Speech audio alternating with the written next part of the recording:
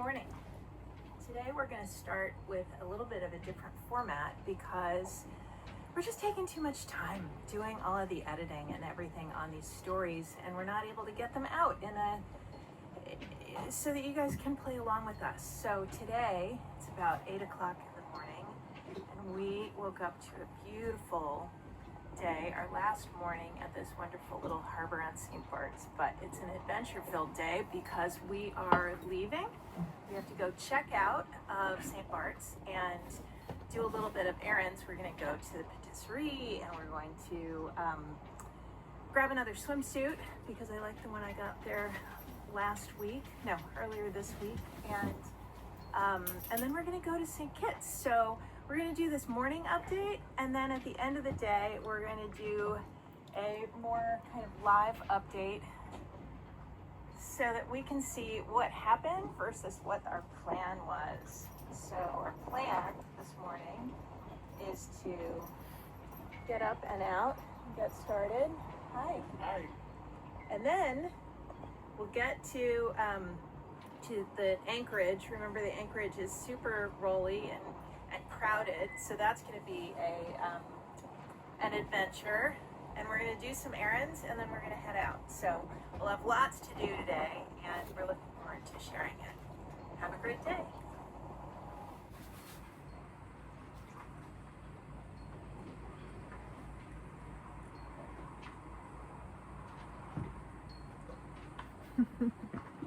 A little early morning swim. Oh my gosh.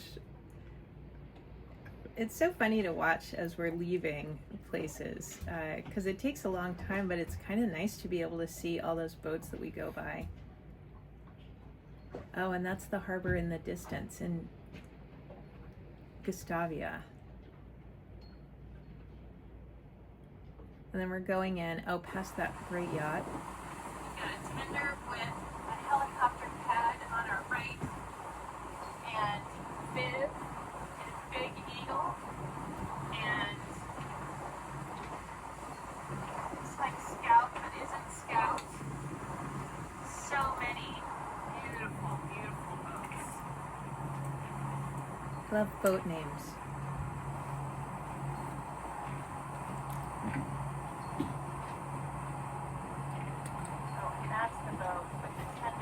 Separate boat that travels along with it that has a helicopter pad. Yeah. Oh, so this is me anchoring in a place that we did not actually wind up anchoring. We got there, and there just isn't enough space. As you drop the anchor, you have to have a certain amount of chain out when you drop it, and then the boat drops back for the length of the chain. And when we dropped back, it was too close to other boats and we didn't have enough space to drop the anchor in the front to give us more space. So after all of this and a little tension, we moved over and anchored in another spot. Headed into St Bart's to do the checkout and say adios St Bart's, or au revoir actually. Au revoir St Bart's. So cool and pretty. I'm gonna get into the dinghy.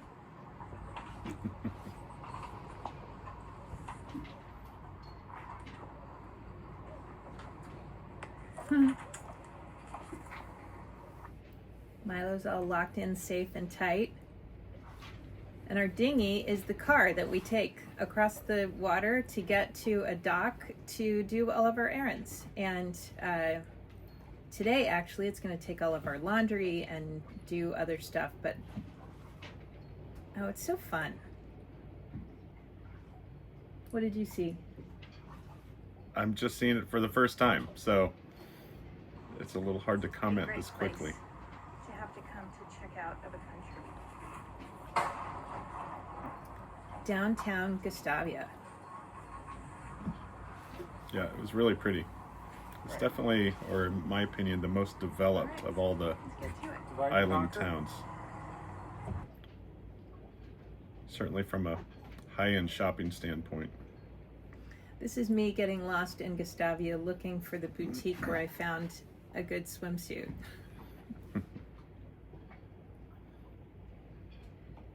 Patrick looking for directions and finding our way. Good morning, St. Bart's.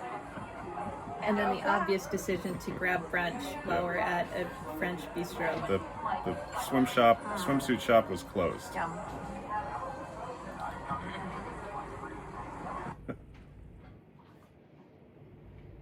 Yum.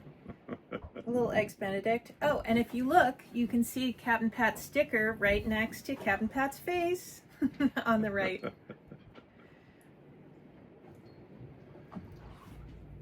Okay, we're making it back. Okay. Adios, St. Bart's. See you later, Gustavia. Super beautiful.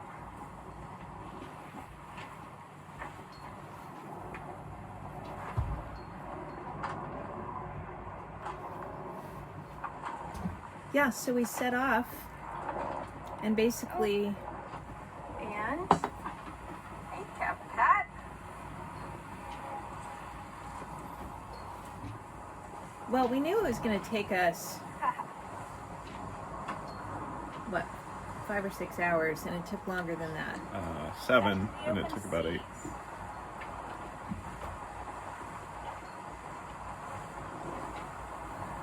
And just wait.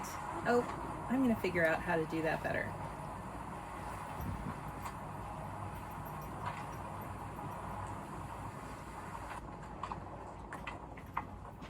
Okay, lifting the sails is sometimes a challenge when the wind is going in, the wind shifts back and forth, and so when you lift the sails...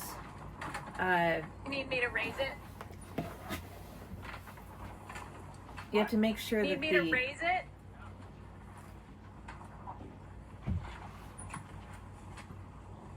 Here, you can explain what you're doing there. So the batten that's at the top of the sail, which is kind of like a fiberglass stick that helps keep the sail coming back from the mast. It has to go up through all those lines which hold the bag. They're called lazy jacks. And in this particular case, it went up, and it's the first time it's ever happened, but it slid up the lazy jacks, and the Velcro flap actually got caught on the line, so I had to get up and undo it. So the line kind of poked in between the canvas that surrounds the batten, which is the straight piece that is a stay inside that sail. And so if that's stuck, you can't bring it up past that particular line in the lazy jacks that keep the sail between them so that it's not just flopping around everywhere. And the key is to point the boat into the wind, but when the wind's not completely stable, which it never is, it's kind of threading the needle to make it go all the way up to the top. The good news is the wind was pretty great and going in the direction that we wanted to go. So it was great to be able to get the sails up and have a really fun day on the water. And every day is one of these little, figure it out. It's not really a setback, it's just something that happens all the time when you're sailing.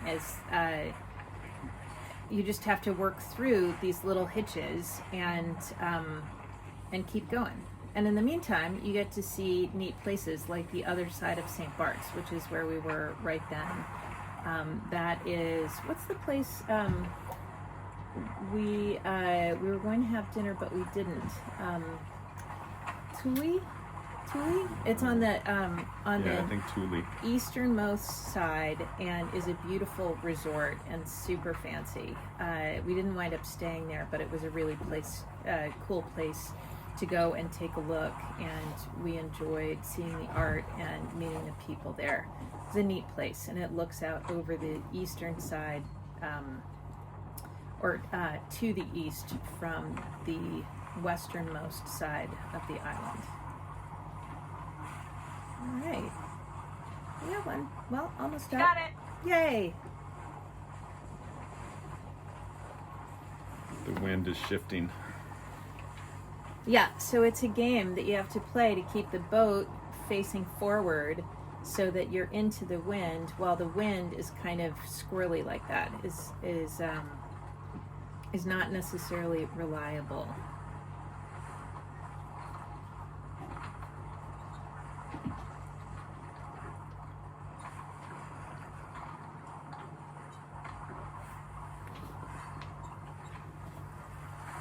Cue the seagull.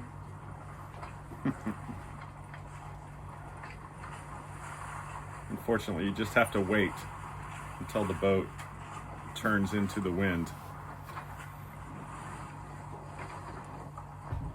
Well, it's a pretty big boat, so you're moving You can see the wind just changed again. Like just in an instant, it changed by 20 degrees or so. So now we have to wait and go back. Oh, actually now we're outside those little lines, so outside the lazy jack, so I could just keep lifting it then. Oh, and before you guys think that we're there like madly winching, all of this is automated. So there's a button on the floor at the helm station that we press to raise and lower the sails, which is great. Okay, and now we'll bring out the jib. Which is always very satisfying, isn't it? Mm-hmm. It is, yep. And I'm sitting all the way up in the front right on what's called the dolphin seat, which you can see all the way down and to the right. On the other side, on the port side, you can see it, and I'm sitting in the one on the starboard side, and it's the place on the boat that you just feel like you're one with the wind, and it feels really fast. It's kind of like skiing, and you just get to see everything. And the reason that it's called a dolphin seat is that that's where the dolphins hop and play. And you can see out into the distance. And it was a really beautiful day. Yeah, it's hard to see. You're just pointing out the other islands. And now what ahead is St Eustatius. Right. Saba and St Eustatius are other islands along this chain. They're And then straight ahead of us is St Kitts. That's St Eustatius again.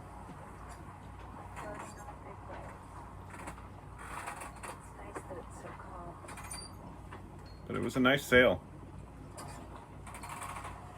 Wind was really nice direction, so we were going about 6 or 7 knots the whole time, when you can see which is pretty good for our boat.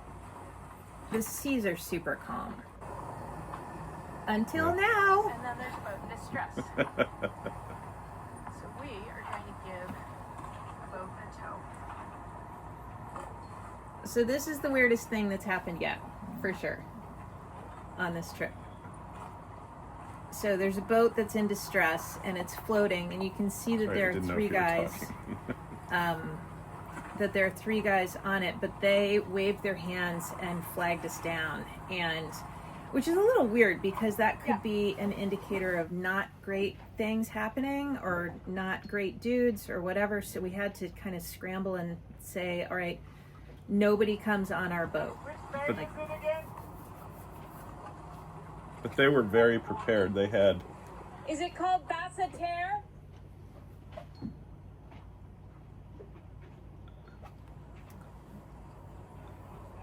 It was super hard to hear them. They were shouting, the wind was going. Basseterre is they were also, I believe, German. So right. One spoke English, one spoke mostly in French, and they all spoke German. I'm trying.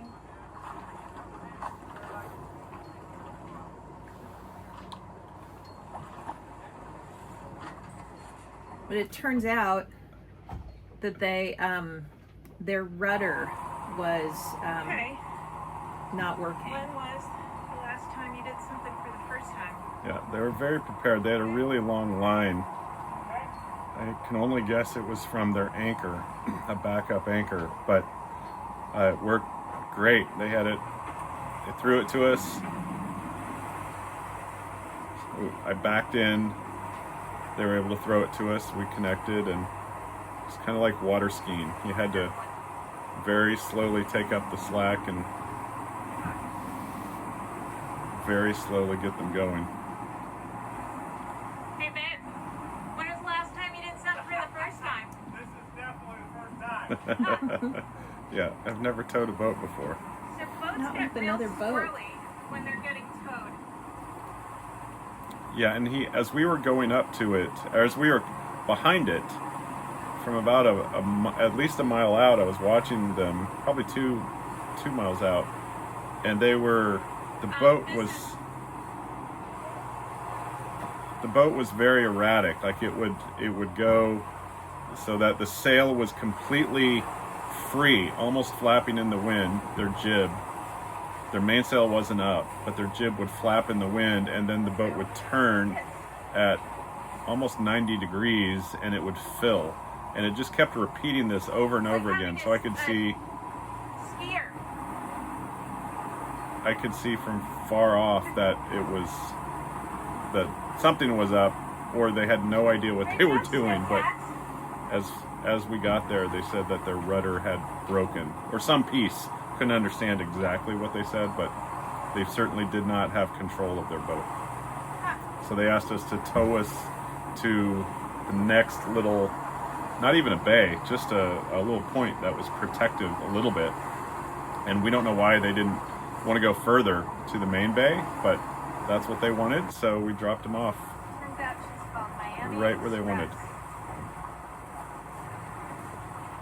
Yeah, it was weird. It was hard to get up close to them in kind of a rolling sea. It was hard to get close enough to throw a big line. And of course, Patrick was at the helm, and I'm kind of standing at the edge of the sugar scoop outside the lifelines, trying to catch this line, which I did on the first try. Great job. And, in a pinch, you help people, and they got to where they wanted to go and dropped an anchor, and we attached a boat card with our information to the end of the line that they had sent us, and we took off, and we hoped they're well, and we wished them well. What is it, Miami Breeze? Miami Express, I think. Miami Express. 15 check. And then we were off, Later, fellas. because we still had probably an hour to go. Yeah, and the sun was dropping, and so we got up to the harbor where we thought we would stop, which is called Basseterre.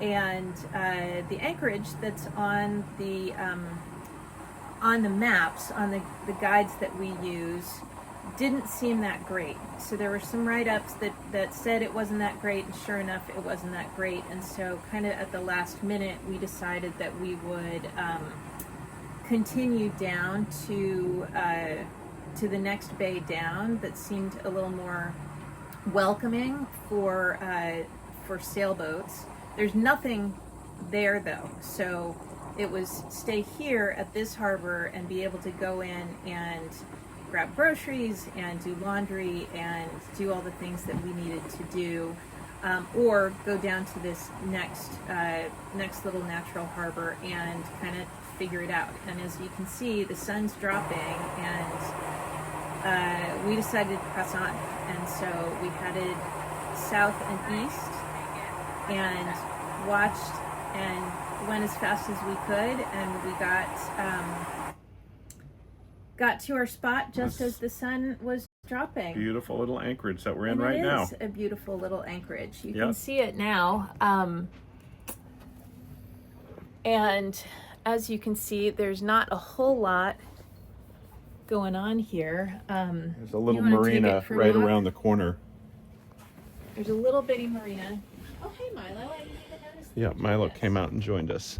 But here's over where you see those buildings What's it beyond the called? beach. This is White House Bay, and it's Salt Plage. Is the I don't remember the name of the marina. We'll have to look that up, but I don't remember. Anyway, here we are at White House Bay, and we're grateful to have gotten here safely at dusk, and looking forward to another great day. Indeed. St. Bart's to St. Kitts.